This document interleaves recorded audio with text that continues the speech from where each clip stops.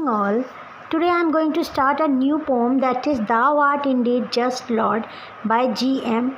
Hopkins. It is another poem by G.M. Hopkins, and this was BA 5th. So let's start. This poem has two initial lines in Latin, and that is the translation of Bible. That is supposed to be a translation of Bible.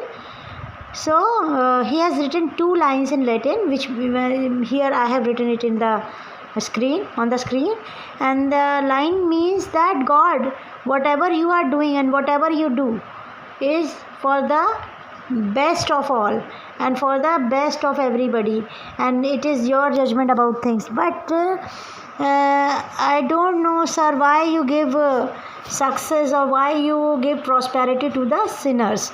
So, and then he is explaining this in these lines. So this lecture will be bilingual for a better understanding. Thou art indeed just, Lord, if I connect with thee, but sir, so what I pleaded just, why do sinner ways prosper, and why must disappointment all I endeavor ends? So here this writer is saying, this poet is saying that God, I know that whatever you do is for the betterment of the society, or is the betterment of the people. And these lines have been taken from Thou Art Indeed Just, Lord, composed by G.M. Hopkins. Like John Milton, he is also a religious poet. He has full faith in work of God. He believes that the people who do not have faith in God always suffer. But a complete surrender, you can see a complete surrender over here, and it is a God and the salvation of soul that is giving peace to him. But he also believes that man should also do his duty sincerely, only then he will be able to bless by God. So in here in the explanation he says that God, I have full faith in the functions of you. He is the father of all the creature on earth. He loves his sons and daughters and does justice to them according to their work. But God, he is not understanding one thing, that why you give success to और prosperity to the sinners. यहाँ पर God को press करते हुए, God को अच्छा बोलते हुए हॉपकिंस कहते हैं कि गॉड, मुझे आपके फंक्शंस पे पूरा फेथ है, मगर मुझे ये समझ में नहीं आता. मैं बहुत ही प्यार से, बहुत ही रिस्पेक्ट से, बहुत ही काइंडली, बहुत ही अच्छे ढंग से और अनऑफेंडेड वे में आपसे ये पूछना चाहता हूँ गॉड, कि जो सिनर्स होते हैं उनको आप प्यार, इतना ज़्यादा प्रॉस्पेरिटी क्यों देते, उनको अच्छाइयाँ क्यों देते, उनको खुश क्यों रखते. वो ये पूछना चाहता है कि जब जो सिनर्स होते हैं वो कुछ भी नहीं कर रहे होते हैं, अपना टाइम वेस्ट करते हैं लस्ट में और हर चीज़ों में, तब भी उनको सक्सेस मिलती है, तब भी उनको अच्छाइयाँ मिलती हैं. और मैं जो अपना सारा टाइम आपके काम में और आपकी सेवा में ख़त्म करता हूँ, उसको इतना ज़्यादा दुख क्यों मिलता है, मेरा हर काम ख़राब क्यों हो जाता है. और जो लोग बुरा काम करते हैं वो लोग हमेशा प्रॉस्पेरिटी क्यों पाते हैं. जो मैं गलती करने से डरता हूँ, छोटी छोटी चीज़ों में आपको याद रखता हूँ, ऑनेस्ट रहता हूँ, तो मैं आपको डिवोटेड रहता हूँ, तो मुझे चैन क्यों नहीं मिलता, मेरा हर काम बेकार क्यों हो जाता है. तो ये उसी तरह की कुछ पोएम है जो ऑन हिज ब्लाइंडनेस में मिल्टन ने भी कहा है, तो उस तरह की एक पोएम है. फिर इसके बाद क्या होता है, दूसरे में कहते हैं, when thou my enemy or thou my friend, how would thou worse, I wonder thou those defeat thwart me, oh the sought and thought of lust do in spare hours more thrive then I that spend sir life upon that cause. वो कहता है कि God, पता नहीं चलता है कि तुम मेरे दुश्मन हो. अब यहाँ पे ना पोट बहुत ज़्यादा खिसिया सा गया, बहुत ज़्यादा फ्रस्ट्रेटेड है. वो ये कह रहा है, वो ये पोम जो है, ये लास्ट पोम है उसकी, और 1889 की शायद पोम है. उसके बाद उसकी डेथ हो जाती है. स्प्रिंग का सीज़न है, जून में इसकी राइटर की डेथ होती है. स्प्रिंग का सीज़न है. वो देख रहा है कि उसको एक फ्रस्ट्रेशन है. ऐसा था कि जिम हॉपकिंस की जो लाइफ थी पूरी हर तरह से डिफीटेड थी, हर तरह से ख़राब थी. उसका वर्क उसकी लाइफ के बाद पब्लिश हुआ, तो उसने तो लाइफ में फ्रस्ट्रेशन ही देखा, फेलियर्स देखे, सक्सेस नहीं देखा. तो वो गॉड से बोलता है कि तुम मेरे दुश्मन हो या मेरे दोस्त हो, अगर तुम मेरे दुश्मन भी होते ना तो इससे बुरा तुम मेरे लिए कर नहीं सकते थे। तुमने जितना बुरा मेरे लिए किया है ना दोस्त बन के, मैं तो तुम्हें अपना दोस्त मानता हूँ, तो तुम वो दुश्मन बन के नहीं कर सकते थे। मुझे हर जगह हर तरफ से डिफ़ीट मिली है। Defeated throughout me oh the sought on thrall of lust. और वो लोग जो लोग लस्ट में, जो लोग वासना में, जो लोग अपने ग्रीड में फंसे हुए हैं, उनको तुमने खूब खाली समय दिया है मौज उड़ाने का। वो मौज उड़ा रहे हैं, वो और मज़े कर रहे हैं, वो और अच्छी लाइफ जी रहे हैं। और मैं जो तुम्हारे लिए, मैं जो अपना एक एक टाइम आवर स्पेंड कर रहा हूँ तुम्हारे काम करने के लिए, तुम्हारे प्रेज़ करने के लिए, तुम्हारे पोइट्री लिखने के लिए, ऑनेस्टली वो क्या कर रहा है, उसकी ज़िंदगी एकदम ख़राब चल रही है, मेरी ज़िंदगी एकदम ख़राब चल रही है और उनकी ज़िंदगी इतनी ज़्यादा ब्लेस्ड चल रही है। ऐसा क्यों है? ये इस तरह का गियर तुमने क्यों ले रखा है?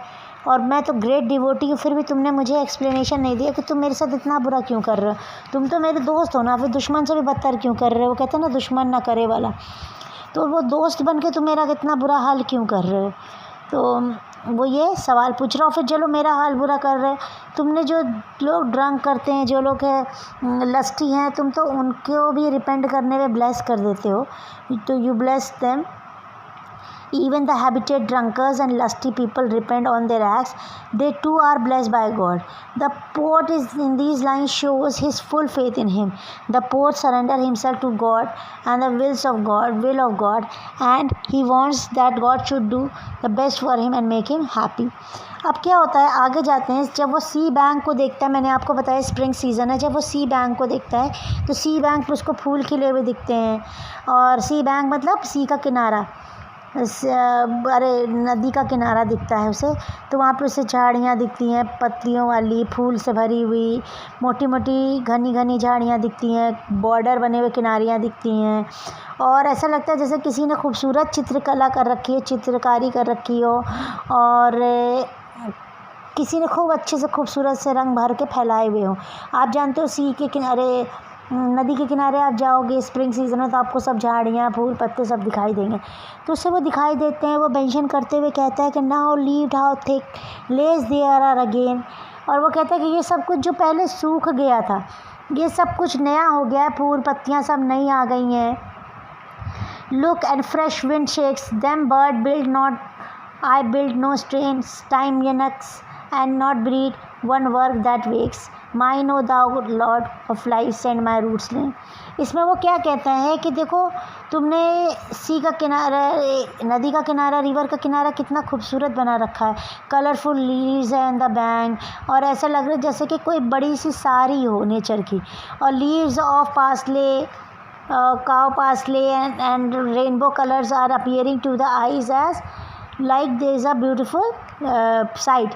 When the fresh wind blows, it spread over the perfume of love flowers and make the place more beautiful. The bird build their nest and make the place musical with their charming sweet voice। तो सारा जो ब्रह्मांड है वो खुशियों से, खूबसूरती से भरा हुआ है, सबका भला हो रहा है। तो मुझे क्यों अकेला छोड़ दिया? हम कहते हैं ना भगवान मुझे ही अकेला क्यों छोड़ दिया? सबका तो भला कर रहे हो, पेड़ पौधे भी हो रहे हैं, हवा भी चल रही है, चिड़ियाँ भी गाना गा रही हैं, और जो चीज़ें सूख गई थी वो वापस अपनी रिटेन हो गई हैं। और मेरी ज़िंदगी इतनी वेस्ट और इतनी एमलेस क्यों बना रखी है? और वो कहता है कि मैन जो है वो इतना बिज़ी है कि नेचर की चीज़ों को नहीं देख रहा है, बस अपने कुछ पैसे कमाने में अपना टाइम स्पेंड कर रहा है। तो वो ये कहता है कि मैं भी एक क्या हूँ, मैं भी टाइम यूनक्स हूँ। जैसे जो यूनक्स वो होते हैं जो रिप्रोड्यूस नहीं कर सकते, ऐसे मेल या फीमेल जो रिप्रोड्यूस नहीं कर सकते। तो वो ये कहता है कि मैं एक यूनिक हूँ, मैं एक पर्पसलेस लाइफ जी रहा हूँ, मैं कोई प्रोडक्शन नहीं दिखा रहा हूँ लाइफ में।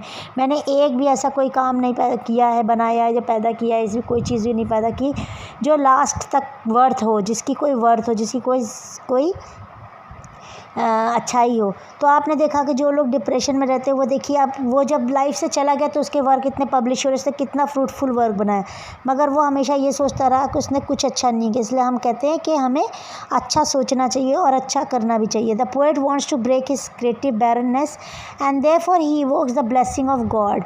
वो कहता है कि जो मेरे अंदर जो क्रिएटिविटी ख़त्म हो गई है ना, बैरननेस आ गई ना, बांझपन आ गया ना, उसको ख़त्म कर दो, अपनी रेन भेजो, अपनी बारिश भेजो, अपने शावर्स ऑफ ब्लेसिंग्स भेजो, जो कि मेरे रूट तक पहुंच सके और मुझे फिर से हरा भरा कर दे, मुझे फिर से अच्छा कर दे। वो प्रे करता है गॉड को, इन्वोक करता है कि to invoke power in him for his creative genius and break his creativity barrenness. उसके अंदर जो बंजरपन आ गया है, जिसकी वजह से वो कुछ कर नहीं पा रहा है, लिख नहीं पा रहा, अच्छा फ्रूटफुल वर्क नहीं कर पा रहा, वो ख़त्म हो जाए। This sonnet has the echo of Milton's famous sonnet on his blindness, but Hopkins, unlike Milton, has added some beautiful description of nature in his poem.